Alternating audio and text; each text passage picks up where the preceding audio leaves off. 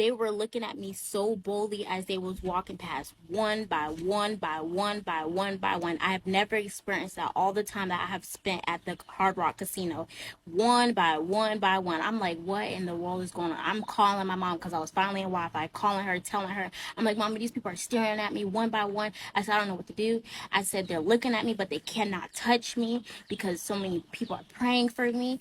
But I was so scared, and my heart was just a race. And I said, God, you would not put this in my heart to give me fear. I said, God, what is this? What is going on? Because these people are looking at me like bold little devils. Like, this is crazy. So after that, they stopped doing that for a while, and that's when I was starting to get a little tired, and I didn't want to walk around with my luggage. So what I did was got my luggage, and I put my luggage in the women's bathroom, and I locked the women's bathroom. I got my shoes, and I propped them up in the bathroom so that you could think that somebody's in the bathroom. And I crawled under the stall and went to the next stall, and I had locked the door of the first stall. Then I crawled under the stall and went out the second door, and I got out of there, went back to the casino slot, and I sat there almost all night. So then when I had went there to go check up on my stuff was missing.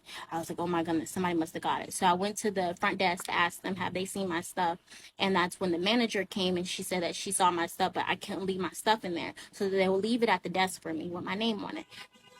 I was like, okay, that's fine. So then that's when I had got my stuff. And then as I was looking at my socks, I took my shoes off again so I could switch into some slides. Took my shoes off, and I noticed the socks that the Covenant House gave me was cutting off my circulation. Like, my calf was in.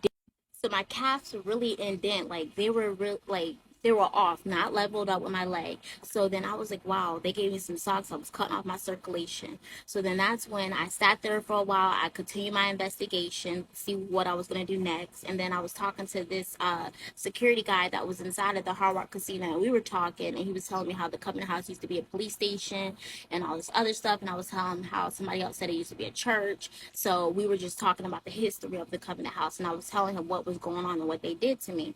And he was like, that's crazy, because the Covenant House is supposed to help you, and then I helping people. He said, I have a homeboy that used to go there, and he got kicked out of there. I said, exactly. I said, they dress up in the streets and they kick out people, or they'll just kick you out for any reason. They don't have to like have a reason. They'll just kick you out, and they shouldn't be able to do that, because they shouldn't. Like, it's a shelter. We're coming there for help. They shouldn't have the right to like kick you out over the smallest things. And that's what he was saying too. So I sat there at the casino all night long until about 6 o'clock that morning. The sun had rose a little bit, and I was tired because I done stayed up for a long time. So I went back in the bathroom, and I took me a nap from 6 to 10. I remember getting up at 10 in the bathroom, and that's when I got myself and I got out of there, and I started to walk around the city again. And